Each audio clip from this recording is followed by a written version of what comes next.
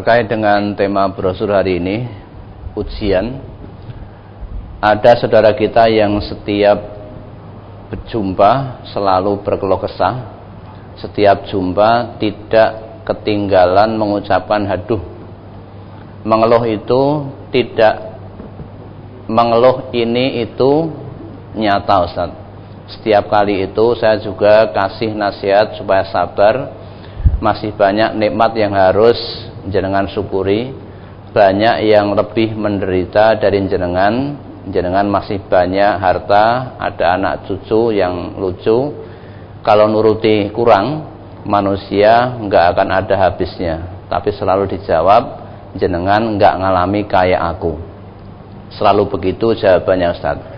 Saya enggan bicara lagi dengan dia, malas ngobrol dengan dia lagi, Ustaz. Bagaimana sebaiknya, mohon nasihatnya. Ya jangan malas ngobrol, terus diberikan nasihat. Ya memang betul, jenengan gak ngalami kayak aku. Ya memang betul. Ya, kita tidak akan mengalami apa yang dialami oleh orang lain. Karena Allah itu sudah pas menurunkan ujian. Allah itu sudah pas. Jadi ujian kesusahan yang Allah turunkan pada saya tidak diturunkan kepada panjenengan. Ujian kesusahan yang Allah turunkan panjenengan tidak ditimpakan pada saya. Karena Allah sudah membuat satu ketetapan, la yukallifullahu nafsan illa wus'aha. Allah itu tidak akan membebani seseorang di luar kemampuannya. Kalau ujian itu ditimpakan pada saya, berarti menurut Allah saya yang mampu, jenengan tidak mampu. Kalau ujian tersebut Allah turunkan ke jenengan, berarti menurut Allah jenengan yang mampu, saya tidak mampu. Maka tidak ditimpakan kepada saya. Sehingga tiap-tiap orang itu akan berbeda ujiannya, sesuai dengan kadar kemampuannya. Nah, itu Allah Maha mengetahui. Maka ya betul ini, jenengan tidak mengalami apa yang saya alami. Ya memang iya. Apa yang diujikan pada teman jenengan tidak diujikan ke jenengan. Namun demikian, yaitu tadi diberi ujian. Ujian itu kan ada dua, menyenangkan dan tidak menyenangkan. Pilihan dari Allah hanya dua, syukur dan sabar. Diuji dengan kesenangan, kita syukur, fakana khairal lahu. Kalau diuji kesenangan kita sombong, berarti itu pilihan yang datangnya dari diri kita sendiri, bukan pilihan dari Allah. Kan Nabi kita bersabda, ajaban li amril mu'min. Sungguh mengagumkan perkara hamba Allah yang beriman. Mengapa kok Nabi sampai ngendika seperti ini? Inna amrohu kullahu lahu khair. Karena semua perkara seorang mukmin itu adalah kebaikan bagi dirinya. Walaisa dzalika li ahadin illa lil mu'min.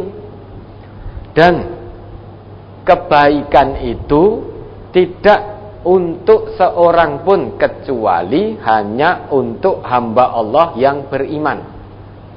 Apa itu? In asabathu sarra'u syakara. Kalau dia diuji oleh Allah dengan kesenangan, syakara, dia bersyukur, menggunakan kesenangan yang Allah berikan sesuai dengan jalan dan fungsi yang sudah Allah tetapkan, Rasul contohkan. Nah, dengan memilih syukur itulah fakana khairal lahu, maka itu kebaikan bagi dirinya. Karena hakikat syukur itu pilihan yang disediakan oleh Allah. Nah, orang yang beriman selalu mengambil pilihan yang disediakan oleh Allah. Dia tidak akan punya pilihan sendiri. Kalau Allah memilihkan orang diuji senang, syukur, ya hamba Allah yang beriman, dia pasti pilih bersyukur, tidak pilih sombong, sehingga merendahkan orang lain, tidak melihat orang lain dengan sebelah mata, sehingga membeda-bedakan orang lain hanya gara-gara kekayaan, pangkat dan jabatan. Fulan mobilnya ini, maka menjamunya harus dengan berlebih. Fulan yang akan datang ini, tamu yang akan datang pangkatnya ini, maka makanan yang diberikan nomor 1 semua, ya, kelas wahid semua. Tamu yang akan datang seorang yang tidak punya pakaian compang-camping, ya, datang dengan membawa nyupiri becaknya, sandalnya juga selen, maka suguhane ya wis sak-sake, nek perlu rasa disuguh cukup diberi wedang putih. Itu kan manusia perbuatannya kan seperti itu sukanya. Misalkan membeda-bedakan orang hanya gara-gara status, kasta dan kekayaannya. Misalkan yang akan datang seorang pejabat. Wah, ini pejabat ini, maka jamuannya bingung, harus dicarikan yang nomor 1. Ketahuilah, pejabat itu makan yang seperti itu sudah harian, karena dia termasuk orang yang punya, dapat fasilitas juga. Maka makan yang seperti itu sudah harian, maka biasanya tidak habis. Ada yang tidak entek, tidak habis, sehingga menjadi mubadzir, karena harian makannya sudah seperti itu. Namun kita cara mensikapinya beda. Jika datang seorang pejabat, wah kita bermegah-megah, bermewah-mewah. Kenapa? Karena nek disuguh sak-sake misalnya hanya disuguh blanggreng atau singkong atau telo, itu kita malu. Namun ketika yang datang orang tidak punya, tidak pernah itu atau jarang itu, kita belikan makanan sebagaimana yang dimakan oleh orang kaya tadi. Padahal kalau itu yang kita berikan, itu yang kita suguhkan, mesti habis. Karena orang miskin tidak pernah makan yang seperti itu, sehingga tidak akan sisa, tidak akan mubadir. Tapi kenapa? Ya karena kita manusia, melihat sesuatu dengan kacamata manusia, izin, malu. Padahal la farqa bainana illa bittaqwa. Tidak ada perbedaan di antara kita di hadapan Allah kecuali dengan takwa. Nabi kita perintahkan, ya, kalau kita kedatangan tamu, man kana yu'minu billahi wal yaumil akhir falyukrim dhaifahu. Ikrami secara maksimal tamunya, siapapun yang datang. Entah seorang kaya, seorang miskin, pejabat atau bukan pejabat. Kalau itu menjadi tamu kita, perintah Nabi, kita wajib ikram semaksimalnya. Jangan merendah-rendahkan. Kalau pejabat, tamu parkirnya di VVIP. Kalau orang yang miskin tidak punya, parkirnya jauh sana, berkilo-kilo. Nah, itu namanya kita tidak ikram tamunya. Maka semaksimalnya. Dalam sholat pun kan juga begitu. Maka sholat itu luar biasa. Kalau kita mau mengambil ibrah dari sholat itu luar biasa. Sholat jamaah itu, ya, siapapun yang datang pertama, tidak peduli apakah itu seorang pemimpin negeri atau seorang rakyat jelata, orang miskin sekalipun, kalau itu datang pertama, dia berhak menempati saf terdepan. Nah, tidak ada aturan dalam sholat jamaah, yang datang orang miskin, karena kamu miskin sebentar ya, kamu tunggu di luar. Karena nanti soft depan ini hanya untuk orang-orang kaya, hanya untuk orang-orang ya para pejabat. Tidak ada aturan begitu dalam sholat berjamaah. Karena tidak ada perbedaan di antara manusia kecuali dengan takwa. Maka yang datang pertama sekalipun itu orang yang tidak punya, tetap dia punya hak menempati shaf paling depan. Seorang yang kaya raya sekalipun ya, dia kaya raya namun datangnya belakangan. Ya, seorang pejabat namun datangnya belakangan.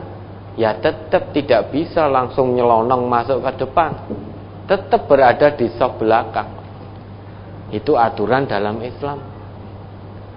Maka kacamata Islam sangat berbeda dengan kacamata manusia. Manusia itu masih sering melihat pangkat seseorang, masih sering melihat mobil yang dinaiki oleh orang lain. Padahal semua itu ya, aturan manusia, penilaian manusia di hari akhir nanti akan terbolak-balik sedemikian rupa. Khafidatur rafi'ah, itu kata Allah.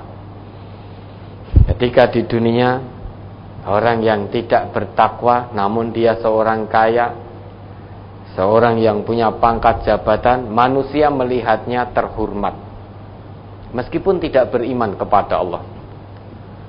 Namun di hadapan Allah nanti di hari kiamat dia menjadi rendah, khafidah, tinggi di mata manusia karena kekayaan pangkatnya. Sekalipun tidak beriman kepada Allah, manusianya tetap melihat dia sebagai seorang yang terhormat.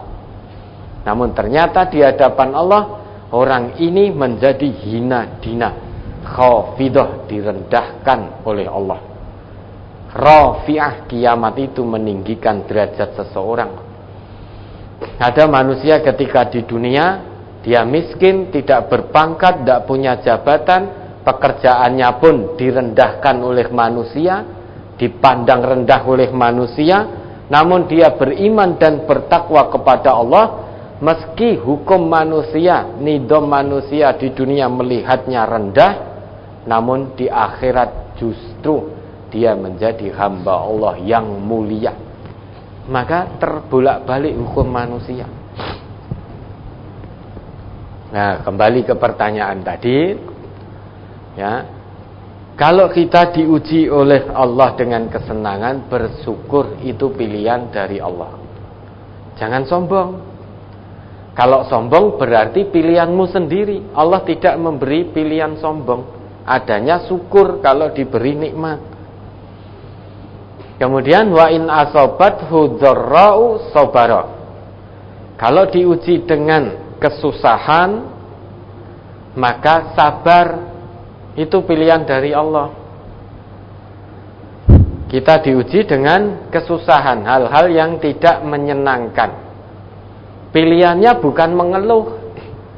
Kalau mengeluh itu berarti pilihan kita sendiri, bukan pilihan yang disediakan oleh Allah. Diuji dengan kesusahan, Allah beri pilihan yang sangat solutif dan bermanfaat serta membawa kebaikan dunia akhirat. Apa pilihannya? Sabar. Fakana khairal lahu, dengan sabar itulah kebaikan bagi dirinya. Lulus dari ujiannya, mulia dunia, mulia akhirat. Allah tidak memberikan pilihan untuk mengeluh. Sehingga di dalam Al-Quran, ya, maupun di dalam hadis-hadis Rasulullah, tidak ada itu pilihan mengeluh bagi hamba Allah yang beriman, itu tidak ada. Kalau mengeluh, famin nafsik. Kalau mengeluh itu berarti dari dirimu sendiri. Nah, kalau itu pilihanmu sendiri, maka itu pasti buruk. Ma sabaka min hasanatin faminallah. Apa yang menimpamu dari musibah-musibah yang menimpamu, dari kebaikan, itu datangnya dari Allah. Bisa jadi yang menimpa kita keburukan, namun sikap yang kita ambil bersabar. Sedang sabar itu pilihan yang Allah sediakan. Maka dengan sabar itulah menjadi kebaikan. Maka tatkala kita sabar, hakikatnya itu datangnya dari Allah. Kita mengambil pilihan yang Allah sediakan. Namun wama asabaka min sayyi'atin famin nafsik. Keburukan yang menimpamu itu datangnya bukan dari Allah, namun dari dirimu sendiri. Bisa jadi kita diberi kenikmatan, diuji dengan kesenangan oleh Allah. Kita tidak syukur namun sombong. Maka sombong ini menjadi buruk bagi diri kita. Ya, diuji dengan kesusahan, tidak sabar, malah mengeluh. Mengeluh inilah keburukan. Lah, sikap mengeluh berarti kita punya pilihan sendiri, maka hasilnya pasti sayyi'ah. Bukan berarti Allah timpakan keburukan, kesenangan. Kalau kesenangan datangnya dari Allah. Kalau seseorang mendapatkan kesusahan dari dirinya sendiri. Kalau kita maknai padahal orang tersebut sudah berusaha untuk menghindar dari keburukan, kok masih tertimpa. Nah, ini bagaimana kalau Allah menimpakan keburukan? Nah, keburukan itu berarti sikap yang kita ambil adalah mengeluh, maka buruk. Wis rekoso, dapat kesusahan, tidak menjadikan pahala, tidak menjadikan kebaikan karena tidak sabar, justru menambah dosa dengan mengeluh.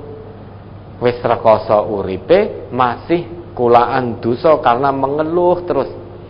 Maka jangan pernah mengeluh. Ya, berkeluh kesahlah kepada Allah. Jangan pernah berkeluh kesah kepada manusia. Manusia itu tidak bisa menyelesaikan keluh kesahmu. Manusia tidak bisa. Tidak ada manfaatnya kita mengeluh kepada manusia. Ya. Kalau kita mengeluh kepada manusia, hakikatnya secara tidak langsung sedang menyandarkan harapan kepada manusia. Supaya manusia itu yang kita keluh kesahi bisa menyelesaikan keluh kesah kita.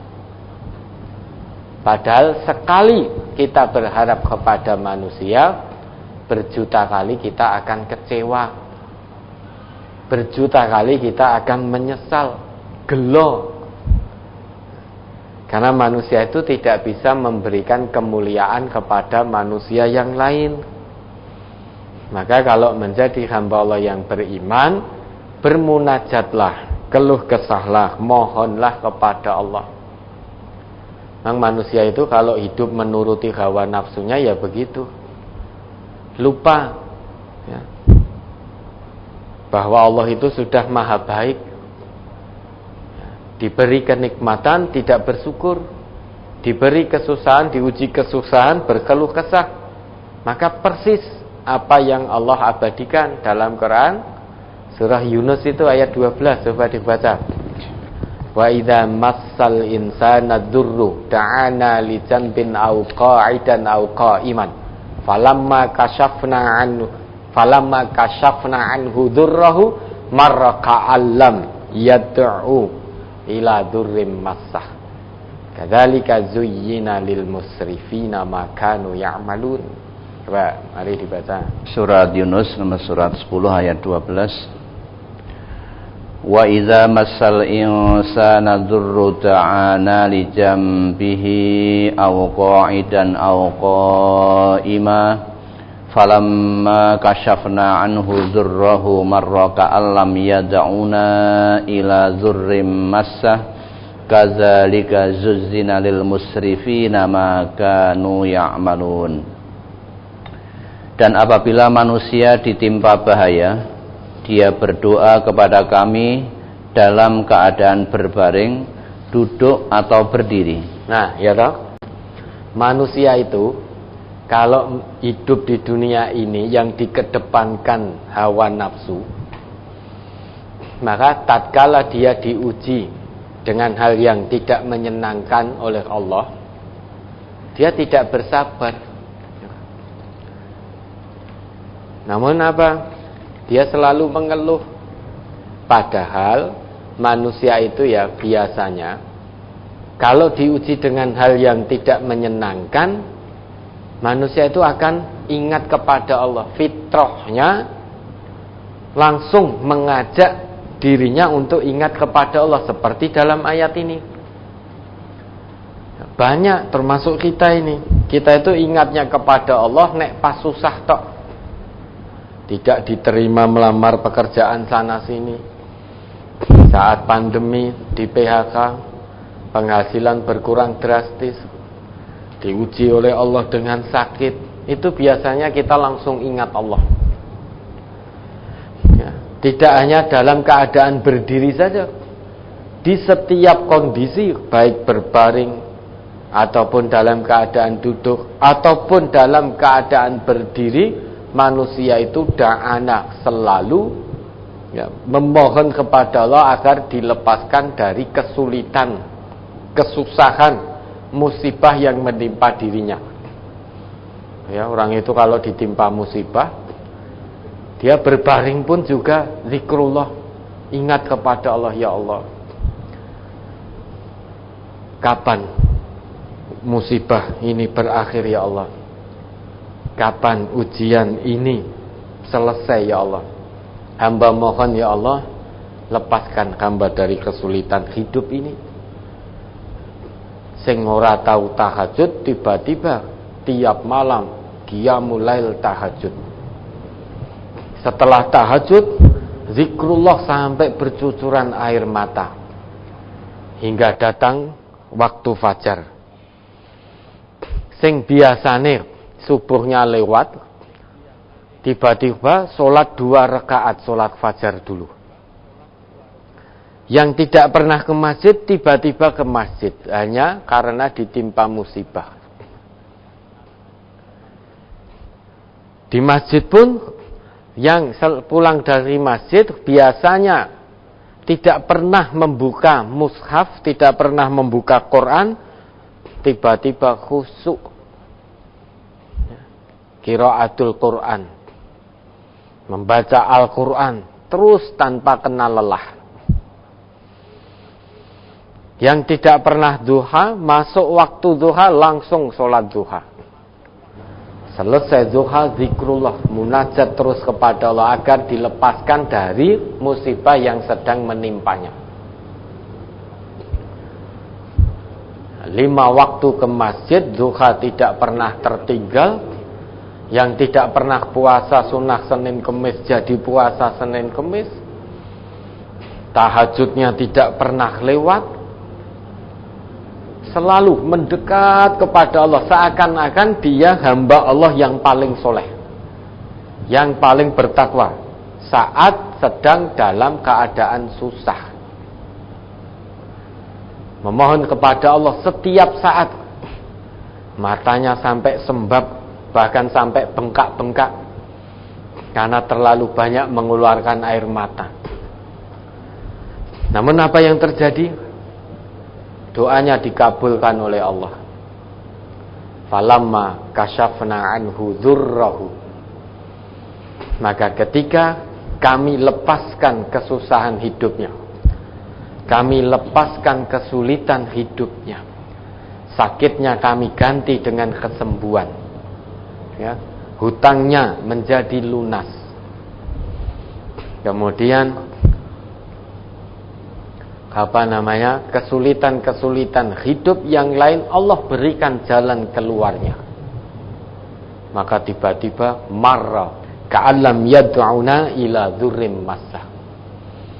Tiba-tiba lupa bahwa dulu ketika sakit memohon bermunajat pagi, siang, sore, malam, dalam keadaan berbaring, duduk, berdiri, munajat kepada Allah, mohon kesembuhan.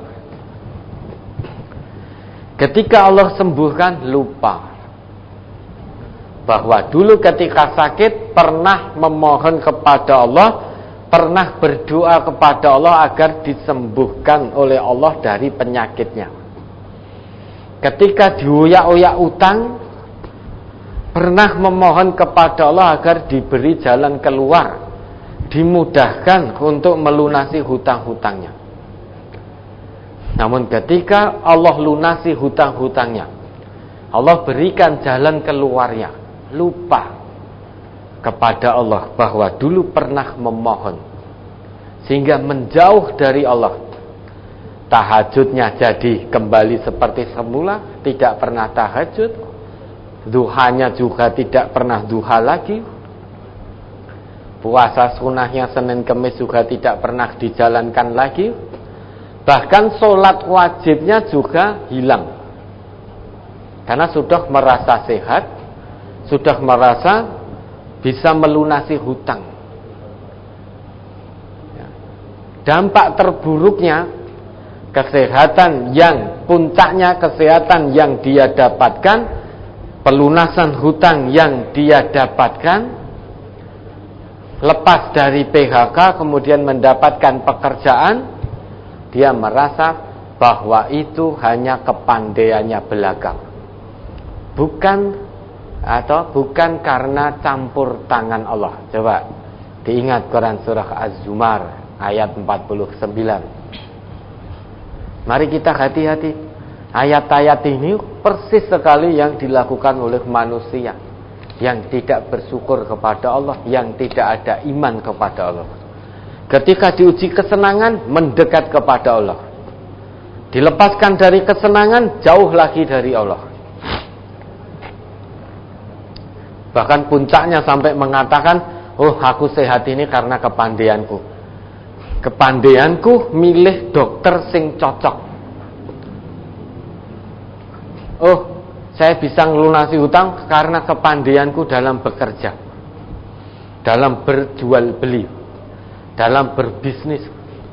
Oh, aku diterima di tempat kerja yang baru dengan gaji yang tinggi karena kepandaianku saat menjawab interview. Sombong. Coba diingat. Surat Az-Zumar nomor surat 39 ayat 49. Fa idza massal insana dzurrun ta'ana summa idza khawwalnahu ni'matan minna qala innama utituhu ala ilm bal hiya fitnatun walakinna aktsarahum la ya'lamun. Maka apabila manusia ditimpa bahaya, ia menyeru kami. Kemudian apabila kami berikan kepadanya nikmat dari kami, ia berkata, sesungguhnya aku diberi nikmat itu hanyalah karena kepintaranku. Sebenarnya itu adalah ujian, tetapi kebanyakan mereka tidak mengetahui. Nah, persislah yang kita lakukan. Fa idza massal insana dzurrun da'ana. Manusia itu kalau ditimpa bencana, ditimpa kesusahan, da'ana, tiba-tiba langsung mendekat kepada Allah, memohon agar segera dilepaskan dari bencana, dari kesulitan, dari kesusahan yang menimpanya, apapun bentuknya kesusahan tersebut. Summa idza khawalnahu ni'matan minna. Kemudian ketika betul kami lepaskan dirinya dari kesusahan, susahnya kami ganti dengan senang, sedihnya kami ganti dengan bahagia, hutangnya kami ganti dengan pelunasan dan keuntungan dalam berjual beli, PHK-nya kami ganti diterima di tempat kerja yang baru dengan lingkungan yang lebih baik, gaji yang lebih besar. Tiba-tiba manusia lupa. Dulu pernah berdoa kepada Allah di saat susah. Bahkan manusianya mengatakan dan punya perasaan, qala innama utituhu ala ilmin. Aku terlepas dari bencana hidup ini, dari kesulitan hidup ini, dari kesulitan maisah ini, itu karena kepandaianku belaka, melupakan campur tangan Allah. Ketahuilah, dilepaskannya kita dari kesulitan, dari musibah oleh Allah, itu adalah fitnah, itu adalah ujian dari Allah. Saat diuji susah, lulus. Allah hendak ganti, hendak lihat kesungguhan keimananmu. Ketika susah, imanmu sungguh-sungguh.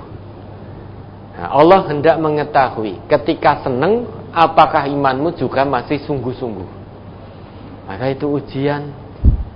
Tetapi walakinna aktsarahum la ya'lamun, tetapi kebanyakan manusia tidak mengetahui bahwa senang susah itu adalah ujian dari Allah.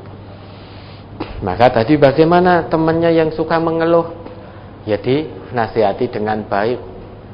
Kalau jawab seperti itu, bagaimana? Terus apakah lantas kita malas untuk ngomong? Ya jangan, kasihan. Kita tidak benci orangnya, tapi tidak suka dengan perbuatan mengeluhnya. Karena mengeluh itu bukan cerminan hamba Allah yang beriman. Daripada mengeluarkan, aduh, kok yo aku ini, lebih baik sama-sama mengeluarkan suara. Ya. Lebih baik yang keluar adalah zikrullah, lisan kalimat-kalimat thayyibah. Astagfirullah, la ilaha illallah. Itu mendapatkan kebaikan di sisi Allah daripada haduh dan lain sebagainya dan lain sebagainya. Dan jelaskan pada temannya bahwa hamba Allah yang bersabar itu hamba Allah yang sangat beruntung. Kenapa? Sabar dalam menjalani musibah, janji Allah akan mendapatkan pembersamaan dari Allah. Karena Allah akan membersamai hamba-hambanya yang bersabar. Innallah ma'as sabirin.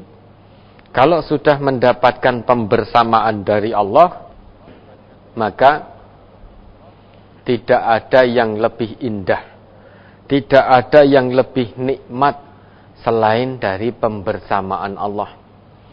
Maka pembersamaan manusia itu tidak nikmat. Pembersamaan manusia itu kenikmatannya semu.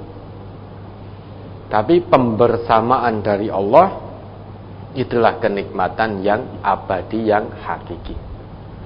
Ya, jangan malas untuk ngomong dengan temannya, kasihan. Kasihan. Sudah susah hidupnya, rekoso uripe, masih kulaan dosa. Dengan sambat terus, karena dalam Quran hadis tidak ada ayat dan hadis keluhan itu tidak ada. Ya, mudah-mudahan bisa dipahami. Ada lagi?